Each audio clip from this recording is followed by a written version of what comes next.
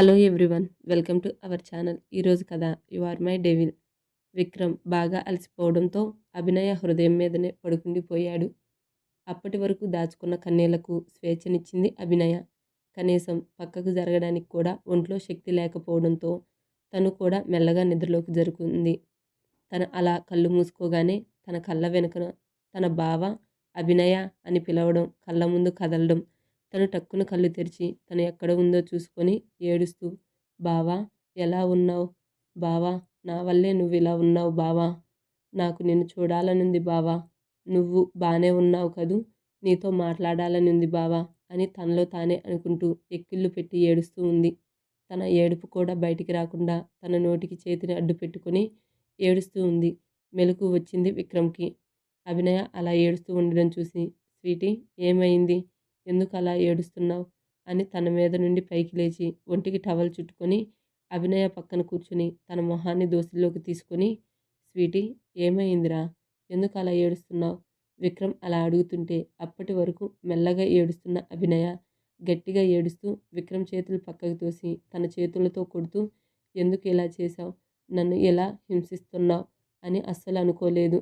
నా ఇష్టంతో అవసరం లేదు నీకు, నీకు కావాల్సింది నా శరీరం మాత్రమే. నన్ను ఇలా అనుభవించడానికైనా బలవంతంగా పెళ్లి చేసుకున్నావు. నేను నీకు ఒక బొమ్మలా, ఎప్పుడు నా శరీరంతో ఆడుకోవాలి అనిపిస్తే అప్పుడు నీకు ఒక బొమ్మ కావాలి. నేను నిన్ను అడ్డుకోలేను అని నన్ను పెళ్లి చేసుకున్నావు.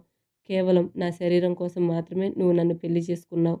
అందుకు కారణం ఏం చెప్పావు? మా నాన్న మీ అత్తయ్యని ప్రేమించి పెళ్లి చేసుకోకుండా మోసం చేశాడు. అందుకే తన జీవితం అలా అయ్యింది అని ఒక కథ అల్లి అందరినీ పిచ్చి వాళ్ళని చేశావు. నువ్వు మనిషివి కావు. నిజంగా నువ్వు ఒక రాక్షసుడివి. ఒక అమ్మాయి ఇష్టంతో పని లేకుండా తను ప్రేమించిన వాడిని పెళ్లి చేసుకోకుండా ఇలా నా జీవితం నాశనం చేశావు. మా బావంటే ప్రాణం నాకు. తనతో ఒక అందమైన ఒక జీవితం ఊహించుకున్నా. అలాంటిది నా ఆశలు, ఇష్టాలు, కోరికలు అన్నీ నీ పంతంతో నా మెడలో తాళి కట్టి నా ఆశల సౌదాన్ని కూల్చేశావు. నీకు ఏం అన్యాయం చేశాను నేను? ఇలా నా జీవితంతో ఎందుకు ఆడుకుంటున్నావు అని విక్రమ్ని గట్టిగా నిలదీసింది అభినయ. అప్పటి వరకు అభినయ చెప్పింది విన్న విక్రమ్ తనని పైనుండి కింద వరకు చూసి తను కప్పుకున్న బెడ్షీట్ లాగేయడంతో తన ఒంటి మీద ఏం లేకపోవడంతో కాళ్ళు ముడుచుకొని తన ఎదకు చేతులు అడ్డు పెట్టుకుని విక్రమ్ని కోపంగా చూస్తుంది. విక్రమ్, ఇంకా నేను చూడండి ఏముంది స్వీటీ, అలా దాచుకుంటున్నావు? నువ్వే అన్నావు కదా నేను ఒక రాక్షసుణ్ణి అని. హా, పర్లేదు, నీకు బాగానే మాట్లాడడం వచ్చు అని తన చేతిలో ఉన్న బెడ్షీట్ని అభినయ మొహాన కొట్టి, నువ్వేమన్నా పెద్ద అందగత్తెవి అనుకున్నావా? నీకన్నా గొప్ప అందగత్తెలు నా కోసం క్యూలో నించుంటారు. ఇంకా ఏమన్నావు? మీ బావతో అందమైన జీవితం ఊహించుకున్నావు అనే కదా. నీలాగే మా అత్తయ్య కూడా తను ప్రేమించిన వాడితో తను కూడా హ్యాపీగా ఉండాలి అని ఎన్నో కలలు కన్నది. కానీ మీ నాన్న ఏం చేశాడు? తన ఆశలన్నీ అడియాసలు చేశాడు. మీ నాన్న ఇంకో అమ్మాయిని పెళ్లి చేసుకున్నాడు అని తెలిసి తన మనసు ముక్కలైంది. ఆ బాధని ఎవరికి చెప్పుకోవాలో తెలియక మా తాతయ్య చూసిన అబ్బాయిని పెళ్లి చేసుకుంది. కానీ తను మా అత్తయ్యకి టార్చర్ చూపించాడు. అది తెలిసి మా నాయనమ్మ, తాతయ్య, మా అత్తయ్య జీవితం ఇలా అవ్వడానికి కారణం తామే అని దిగులుతో ప్రాణాలు వదిలారు. విక్రమ్ అభినయ బుగ్గలు గట్టిగా ఒత్తిపట్టుకుని, నువ్వేమన్నా పెద్ద అందగత్తెవి అని ఫీల్ అవుతున్నావా? నా మొహం చూడడానికి కూడా పనికిరావు నువ్వు. అభినయ విక్రమ్ చేతుల్ని విసిరికొట్టి, మరి నా వెంట పడి మరి ఎందుకు నన్ను బలవంతంగా పెళ్లి చేసుకొని ఇలా టార్చర్ చేస్తున్నావు? విక్రమ్, చెప్పాగా కేవలం నీ మీద కోపంతో ఇలా చేశాను అని. అభినయ మంచం మీద నుండి కిందకి దిగి తన ఒంటికి టవల్ కట్టుకొని విక్రమ్ ముందుకు వెళ్ళి, సరే అయిపోయింది కదా, నా మనసుతో నా శరీరంతో ఆడుకున్నావు కదా, ఇక మీద నన్ను వదిలే, నేను మా బావ దగ్గరికి వెళ్తాను. ఈ బంధం నుండి నాకు విముక్తి కలిగించు ప్లీజ్ అని తన 2 చేతులు జోడించి విక్రమ్ని వేడుకుంది. అభినయ అలా అడుగుతుందని ఊహించని విక్రమ్ తన కళ్ళలోకి సూటిగా చూస్తూ, మీ బావ దగ్గరికి వెళ్ళి ఏం చేస్తావు అన్నాడు. అభినయ విక్రమ్ని చూస్తూ సూటిగా, నేను మా బావని పెళ్లి చేసుకుంటాను అని స్థిరంగా అంటుంది. అభినయ నోటి నుంచి ఆ మాట రాగానే విక్రమ్ చేతిలో తన చెంప పగిలి తన పెదవి చిట్లి రక్తం వస్తుంది. అభినయ జుట్టు పట్టుకొని, నేను నీ కంటికి ఎలా కనిపిస్తున్నానే, పిచ్చోడిలా కనిపిస్తున్నానా? నేను నిన్ను వదిలేస్తే నువ్వు మీ బావని పెళ్లి చేసుకొని వాడితో కాపురం చేసి పిల్లల్ని కనాలనుకుంటున్నావా? నువ్వు చచ్చే వరకు ఈ విక్రమ్ నందన్ కృష్ణ భార్యగానే ఉండాలి. ఉండి తీరాలి. నీ జీవితంలో నేను మాత్రమే ఉండాలి. నీ ఊహల్లో కూడా వాడు రాకూడదు. వాడిని అంతలా తలుచుకుంటున్నావంటే పెళ్ళికి ముందే ఇద్దరి మధ్య అన్నీ అయిపోయాయా? నాకన్నా ఎక్కువగా వాడు నిన్ను సుఖపెట్టాడా అన్నాడు. అప్పటి వరకు విక్రమ్ అన్న మాటలు భరించిన అభినయ తను అంత నీచంగా మాట్లాడుతుంటే కోపంతో విక్రమ్ చెంప పగలగొట్టింది. ఆ ఊహించని చర్యకి విక్రమ్ షాక్ అయ్యాడు. తన పెదవుల మీద కానీ కనిపించకుండా చిన్న చిరునవ్వు వచ్చి మాయమైంది. అభినయ విక్రమ్కి వేలు చూపిస్తూ ఇంకోసారి మా బావ గురించి తప్పుగా మాట్లాడావో చంపేస్తా జాగ్రత్త అని వాష్రూంలోకి వెళ్ళి షవర్ ఆన్ చేసి దాని కింద నుంచుని తను గట్టిగా ఏడుస్తూ తన తలని బాదుకుంటూ బావా ప్లీజ్ నా కోసం నువ్వు ఇక్కడికి రా బావా, చాలా కష్టంగా ఉంది, నన్ను ఇక్కడి నుండి తీసుకెళ్ళిపో బావా అని ఏడుస్తూ అక్కడే కళ్ళు తిరిగి పడిపోయింది.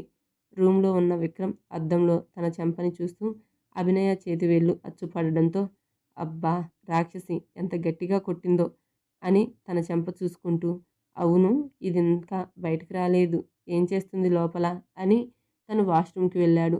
అక్కడ షవర్ కింద స్పృహ తప్పి పడిపోవడం చూసి ఓ షిట్ ఏంటిది ఇలా పడిపోయింది అని షవర్ ఆఫ్ చేసి తన్ని ఎత్తుకొని మంచం మీద పడుకోబెట్టి తను పూర్తిగా తడిచిపోవడంతో తన ఒంటి మీద ఉన్న టవల్ తీసి తన ఒళ్ళు తుడిచి అల్మారాలో ఉన్న బట్టలు తనకి వేసి తను కూడా ఫ్రెష్ అయి వచ్చి అభినయ పక్కన పడుకొని తన పెదవుల మీద చిన్న పెక్కిచ్చి స్వీటీ నీలో ఈ యాంగిల్ కూడా ఉందా, ఎంత గట్టిగా కొట్టావో చూడు, నా బుగ్గ చూడు వాచిపోయింది అని తన బుగ్గ మీద విక్రమ్ చేతివేలు అచ్చు చూసి తన పెదవి చివరంచున చిట్లి రక్తం వస్తుండడం చూసి విక్రమ్ మనసుకి బాధగా అనిపించింది.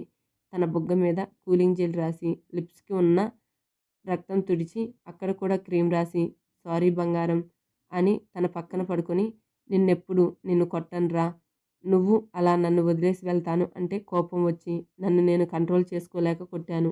నువ్వు నాకు దూరం అవుతావు అన్న ఊహ కూడా నేను భరించలేను. కొద్ది రోజుల్లో నువ్వు ఈ టార్చర్ భరించాలి స్వీటీ అని తన నుదుటిని ముద్దు పెట్టి తన్ని గట్టిగా హత్తుకొని తను కూడా నిద్రలోకి జారుకున్నాడు. ఇండియాలో పల్లవి కృష్ణ తమ గదిలో మంచం మీద కూర్చొని కృష్ణ చేతిని పట్టుకొని బావా అన్నయ్య ఎందుకు ఇలా చేశాడు, అభినయాన్ని పెళ్లి చేసుకున్నాడు, తనకి తన బావకి పెళ్లి జరుగుతున్న టైంలో బలవంతంగా తన మెడలో తాళి కట్టి తీసుకొచ్చాడు. నాకు భయంగా ఉంది బావా, అక్కడ అభినయ పరిస్థితి ఎలా ఉందో, అన్నయ్య వల్ల తను ఎంత బాధపడుతుందో అని ఏడుస్తుంది పల్లవి. కృష్ణ పల్లవి చేయి పట్టుకొని బావా అభినయని ఇష్టపడుతున్నాడేమో అనిపిస్తుంది. బావ అలా ఒక ఆడపిల్లని బలవంతంగా పెళ్లి చేసుకున్నాడు అంటే వాళ్ళిద్దరికీ ముందే పరిచయం ఉండి ఉండాలి. లేదు అంటే ఒక ముక్కు మొహం తెలియని అమ్మాయిని అలా పెళ్లి చేసుకున్నాడు అంటే నమ్మకం కుదరడం లేదు. అవును బావా నువ్వు చెప్పింది నిజమే, అన్నయ్యకి అభినయ్కి ముందే పరిచయం ఉంది అన్న వాయిస్ విని నందన్ ఏం మాట్లాడుతున్నావు అన్నాడు కృష్ణ. కృష్ణతో మాట్లాడాలి అనుకున్న నందన్ వారి మాటలు వింటూ తలుపు దగ్గర నుంచున్నాడు. కృష్ణ అలా చెప్పడంతో తను ఆ రోజు ఏం చూశాడో గుర్తు చేసుకున్నాడు. అప్పుడు తనకి అనిపించి గదిలోకి వెళ్ళి చెప్పాడు. పల్లవి అన్నయ్య ఏం మాట్లాడుతున్నావు నువ్వు, అభినయ్ని అన్నయ్య ఎప్పుడూ చూడలేదు, మాట్లాడలేదు, తను మన ఇంటికి వచ్చినప్పుడు కూడా అన్నయ్యని కలవలేదు. నందన్ లేదు పల్లవి, అభినయ అన్నయ్యని చూసి భయపడ్డం, తన నుండి తప్పించుకొని తిరగడం నేను కళ్ళారా చూశాను అన్నాడు. పల్లవి అన్నయ్య ఏమంటున్నావు నువ్వు, అభినయకి విక్రమ్ అన్నయ్యకి ముందే పరిచయం ఉందా, నీ పెళ్లిలో అన్నయ్య అభినయని బలవంతంగా ముద్దు పెట్టుకోవడం చూశాను నేను, చాలా షాకింగ్గా అనిపించింది నాకు. అన్నయ్య అలా ఒక అమ్మాయి ఇష్టం లేకుండా అలా చేశాడు అంటే మొదట నమ్మాలి అనిపించలేదు. కానీ కళ్ళారా చూసిన తర్వాత అన్నయ్య ఎందుకు అలా చేశాడో అర్థం కాలేదు నాకు. తను అన్నయ్యని తప్పించుకొని వెళ్ళడం చూశాను నేను. తనని అడగాలి అనుకున్న సమయం తక్కువ ఉండి యూఎస్ నుండి ఫోన్ రావడంతో తను అర్జెంటుగా వెళ్ళాడు.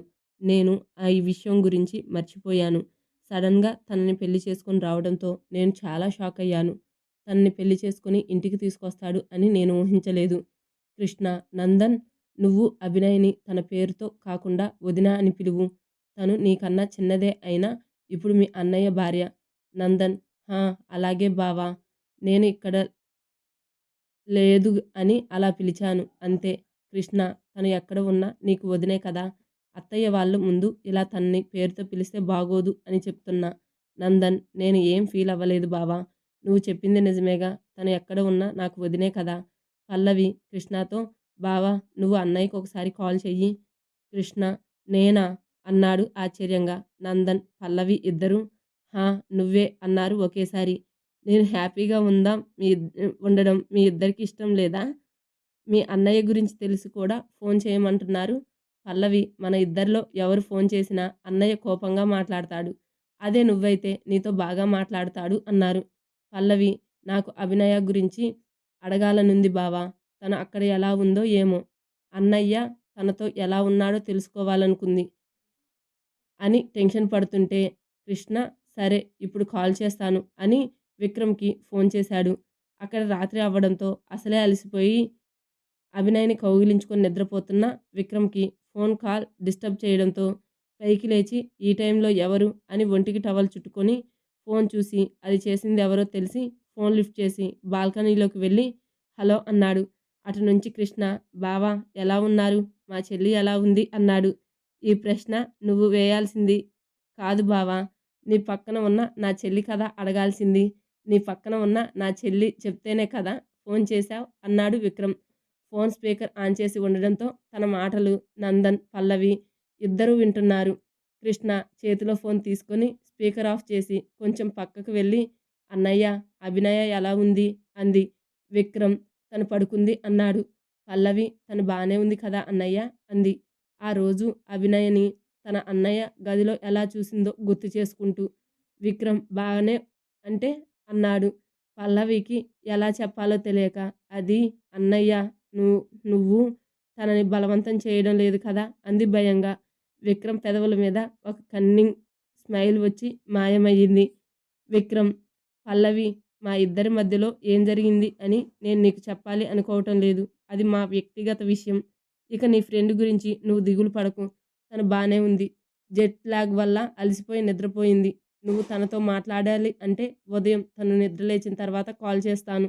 ఇప్పుడు నాకు నిద్రొస్తుంది. నేను కూడా బాగా అలసిపోయాను. నువ్వు తన గురించి బాధపడకు. తను ఈ విక్రమ్ భార్య. నా భార్యగా ఉన్నంత వరకు తనకేం కానివ్వను. అనవసర భయాలు పెట్టుకోకు. రేపు తను నీతో మాట్లాడుతుంది అని కాల్ కట్ చేసి వెళ్ళి పడుకున్నాడు. ఇక్కడ నందన్, కృష్ణాలు ఏం మాట్లాడావు పల్లవి? అభినయ బాగానే ఉంది కదా అన్నాడు కృష్ణ. హా! అన్నయ్య అలానే చెప్పాడు. కానీ నాకు నమ్మకం కుదరడం లేదు. రేపు అభినయతో మాట్లాడతాను. నువ్వు తన గురించి ఫీల్ అవ్వకు. నా భార్యని ఎలా చూసుకోవాలో నాకు బాగా తెలుసు అని కాల్ కట్ చేశాడు. బావా అంది. రేపు అభినయతో మాట్లాడిస్తా అన్నాడు కదా! టెన్షన్ పడకు. తనని అడిగి తెలుసుకో. విక్రమ్ తనతో ఎలా ఉన్నారు అని. నందన్, అన్నయ్య ఇలా చేశాడు అంటే ఏదో ఒక కారణం ఉంటుంది. పల్లవి, చెప్పదు కదా చెప్పాడు కదా అత్తయ్యకి వాళ్ళ నాన్న చేసిన మోసం వల్ల తన జీవితం ఇలా అయ్యింది అని. అదే నీ కూతురికి కూడా జరిగితే నువ్వు ఏ బాధపడతావో చూడాలని చేశాను అన్నాడు కదా నందన్. అవునవును. అయినా అన్నయ్య వదినని ప్రేమించి పెళ్లి చేసుకున్నాడేమో అనిపిస్తుంది. పల్లవి, విక్రమ్ అన్నయ్య వచ్చింది ఈ మధ్య కాలంలోనే కదా. మరి అభినయ ప్రేమించే సమయం అన్నయ్యకెప్పుడుంది? అయినా అభినయకి తన బావ అంటే చాలా ఇష్టం. అది నాతోనే చాలాసార్లు చెప్పింది. అన్నయ్య ఇలా చేయడం నాకు అస్సలు నచ్చలేదు. అభినయ చాలా అమాయకురాలు బావా. అన్నయ్యకి కోపం ఎక్కువ. తనతో ఎలా ఉంటుందో అని భయం వేస్తుంది.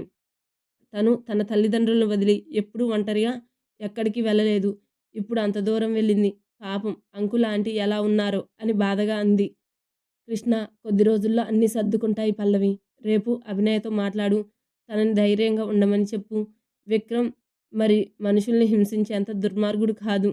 తనకి కోపం వస్తే కంట్రోల్ చేయడం కష్టం అంతే. రేపు నువ్వు బాధపడి తన్ని ఏడిపించకు. సరేనా? పల్లవి, హా! అలాగే బావా. మేమిద్దరం ఆఫీస్‌కి వెళ్ళొస్తాం. జాగ్రత్త అని వెళ్ళారు. జైకి జాగ్రత్తగా ఉండమని చెప్పి రఘురామయ్య, మాలతి ఇంటికి వెళ్ళిపోయారు. జై పేరెంట్స్ ఇక్కడే ఉండమని చెప్పినా వినకుండా వారి వల్లే జై ఈరోజు ఇలా ఉన్నాడు అని అక్కడ వారి కళ్ళ ముందు ఉండలేక వెళ్ళిపోయారు. వారికి తెలుసు ఇంటికి వెళ్ళాక అక్కడ అభినయ గురించి బాధపడడం తప్ప ఏం చేయలేరు అని. మాలతి, ఏమైంది? నాకు అభినయతో ఒకసారి మాట్లాడాలనుంది. తను అక్కడ ఎలా ఉందో ఏంటో నాకు భయంగా ఉంది. రఘు, నాకు తన గురించి దిగులుగానే ఉంది మాలతి. కానీ మన చేతుల్లో ఏం లేదు కదా. నేను రేపు పల్లవికి కాల్ చేసి అభినయతో మాట్లాడాలని చెప్తాను. తనకి అభినయ గురించి తెలిసే ఉంటుంది. తను, అభినయ బెస్ట్ ఫ్రెండ్స్ కదా! విక్రమ్ మన బుజ్జమ్మని బాగా చూసుకుంటాడు అన్న నమ్మకం నాకు ఉంది. మాలతి: ఏమోనండి. నాకు ఆ అబ్బాయిని చూస్తే అలా అనిపించడం లేదు. మీరు చూశారు కదా! మన ముందు అభినయ్‌ని ఎలా భయపెట్టాడో. మరి ఇప్పుడు తనతో ఎవ్వరూ లేరు. ఇంక ఇప్పుడు అభినయ్‌ని బాధ పెట్టకుండా ఉంటాడు అంటే నమ్మాలి అనిపించడం లేదు. అయినా మన మీద కోపం ఉంటే మనల్ని శిక్షించాలి కానీ, ఏ పాపం తెలియని మన బుజ్జమ్మని తన పంతం కోసం పెళ్లి చేసుకోవడం ఏంటి? జైని చూస్తుంటే నా గుండె తరుక్కుపోతుంది. అభినయని ప్రాణంలా ప్రేమించాడు. పెళ్లి తర్వాత తనని బాగా చూసుకోవాలి అని, తనకి అన్నీ సమకూర్చాలి అని, తను ఇబ్బంది పడకూడదు అని ఒక సంవత్సరం ఎంత కష్టపడ్డాడో మనం కళ్ళారా చూసాం. ఇప్పుడు తనకి మన మొహం చూపించాలి అంటే కష్టంగా ఉంది. వాడిని చూసారా? వాడికి ఎలా ధైర్యం చెప్పాలో కూడా అర్థం కావడం లేదు. తను ఇలా అవ్వడానికి కారణం మనమే అని అనిపించినప్పుడు చాలా కష్టంగా ఉంది. జై అభినయ్‌ని మర్చిపోయి జీవితంలో ముందుకు వెళ్తాడు అని అనిపించడం లేదు. రఘు: జై ఒంటరిగా ఎప్పటికీ ఉండకూడదు. తనకంటూ మంచి జీవితం ఉంది మాలతి. తను అలా ఉంటాను అంటే ఎలా వదిలేస్తాను చెప్పు? జై అభినయ్‌ని మర్చిపోవడానికి సమయం పడుతుంది. కానీ అది జీవితకాలం అవ్వకూడదు. తను అభినయ తనది కాదు, మరొకరి భార్య అని అంగీకరించినప్పుడు తను కూడా సంతోషంగా ఉంటాడు. జైకి భోజనం తినిపించి మాత్రలు వేసి పడుకో నాన్న అని తన తల్లిదండ్రులు కూడా పడుకోవడానికి వెళ్ళడంతో జై ఒక్కడే రూమ్‌లో ఒంటరిగా అభినయ ఆలోచనలతో తన ఫోన్‌లో ఉన్న అభినయ ఫోటో చూస్తూ ఎలా ఉన్నావు బుజ్జమ్మ? నాకు దూరంగా వెళ్ళిపోయావా? నువ్వు వెళ్ళేటప్పుడు ఒక్కసారి కూడా నేను నీకు గుర్తు రాలేదా? నువ్వు నన్ను మరిచి వెళ్ళావు అంటే నేను నమ్మను అభినయ. నువ్వు తనకి భయపడి తనతో వెళ్ళావని అర్థమైంది. నువ్వెక్కడ ఉన్నా నేను నీ కోసం వస్తా అభి. నిన్ను నాదాన్ని చేసుకుంటాను. అప్పటి వరకు నువ్వు నా కోసం ఎదురు చూస్తావు కదా! నాకు తెలుసు అభినయ, నేనంటే నీకు ప్రాణం అని. ఎవడో వచ్చి నన్ను షూట్ చేసి నీ మెడలో తాళి కట్టగానే నువ్వు తన భార్యవి అయిపోతావా? నీ మనసులో నా మీద ప్రేమని చంపుకుంటావా బుజ్జమ్మ? నీతో అందమైన జీవితం ఊహించుకున్నానే. ఇలా అయింది ఏంటి? అభి అని ఫోటోని తడుముతూ కన్నీరు కారుస్తున్నాడు. ఇక్కడ అభి నిద్రలో నన్ను క్షమించు బావా! నా వల్లే నువ్వు ఇలా హాస్పిటల్ పాలయ్యావు. కనీసం నిన్ను చూడడానికి కూడా రాకుండా చేసి నన్ను నీకు దూరం చేశాడు ఈ రాక్షసుడు అని కలవరిస్తూ కన్నీరు కారుస్తుంది. అభి నిద్రలో తను అలా కలవరిస్తూ ఫుల్‌గా ఫీవర్ తెచ్చుకుంది. మార్నింగ్ లేచిన విక్రమ్ తన పక్కన ఉన్న అభినయ మీద చెయ్యి వేసి చూశాడు. అంతే టక్కున చెయ్యి తీసి లేచి కూర్చొని తను కప్పుకున్న దుప్పటి తీసి తన మొహం మీద అంతా చెయ్యి పెట్టి చూశాడు. ఒళ్ళు బాగా వేడిగుంది. ఛ! ఏంటి ఇదెలా అయింది? నిన్న నేను చేసిన దానికి ఇలా అయిందా? అని ఆలోచిస్తూ వెంటనే తన ఫ్రెండ్ రితికాకి కాల్ చేసి విషయం చెప్పి తనని వెంటనే ఇంటికి రమ్మని చెప్పి తను రితిక్ వచ్చేలోగా స్నానం చేసి ఉండాలి అని వెంటనే వాష్‌రూమ్‌కి వెళ్ళి ఫాస్ట్‌గా ఫ్రెష్ అయ్యి వచ్చి తన కోసం చూస్తున్నాడు. లక్ష్మి ఫోన్ చేసి సార్ రితికా మేడం వచ్చారు అంది. విక్రమ్ తనని నా రూమ్‌కి తీసుకొని రా అని కాల్ కట్ చేసి అభినయ పక్కన కూర్చొని తన చెయ్యి పట్టుకొని తన మొహం చూస్తూ ఉన్నాడు. డోర్ బెల్ మోగడంతో కమిన్ అన్నాడు. లక్ష్మి రితికాని గదిలోకి పంపి తలుపు దగ్గర ఉంది. రితిక ఏమైందిరా? ఇంత అర్జెంట్‌గా కాల్ చేసి రమ్మన్నావు? విక్రమ్ ముందు తన్ని చూడు నాకు భయంగా ఉంది అని తన పక్కన నుండి లేచి నించొని రితికాని అక్కడ కూర్చోబెట్టాడు. రితిక అభినయని చూసి నువ్వు కొంచెం బయటకు వెళ్ళు నేను తన్ని చెక్ చేయాలి అంది. విక్రమ్ బాల్కనీలోకి వెళ్ళి నుంచున్నాడు. బెడ్‌షీట్ తీసి చూసిన రితిక తన నోటి మీద చెయ్యి వేసుకొని కాసేపటికి తేరుకొని తన్ని చెక్ చేసి తన ఒంటి మీద గాయాలకి మందు రాసి విక్రమ్ దగ్గరికి వెళ్ళింది. అటువైపు నించుని ఉన్న విక్రమ్‌ని పిలిచి తను ఇటు తిరగగానే తన చెంప మీద ఈడ్చి కొట్టింది. తన నుండి అది ముందే ఊహించిన విక్రమ్ నవ్వుతూ తనకి ఎలా ఉంది అన్నాడు. రితిక మాట్లాడకు విక్రమ్ చంపేస్తా మరో మాట మాట్లాడావు అంటే. రితిక చొక్కా కాలర్ పట్టుకొని ఎందుకురా తన్ని అలా చేసి నువ్వు ఇలా బాధపడుతున్నావు? నువ్వు పైకి నవ్వినంత మాత్రాన నీ మనసులో ఏముందో నాకు తెలియదు అనుకుంటున్నావా? నాకు తెలుసురా ఎందుకిలా చేశావు? అని రితిక తనని నిలదీస్తుంటే విక్రమ్ రితికని గట్టిగా కౌగిలించుకున్నాడు. తన కన్నీళ్లు రితిక వీపుని తాకుతుంటే తన వెన్ను నిమురుతూ ఏమయ్యిందిరా అని లాలనగా అడిగింది. తరువాత ఏం జరుగుతుందో తెలుసుకోవాలనుకుంటే నెక్స్ట్ పార్ట్ వినాల్సిందే. Please subscribe to my channel. Thank you.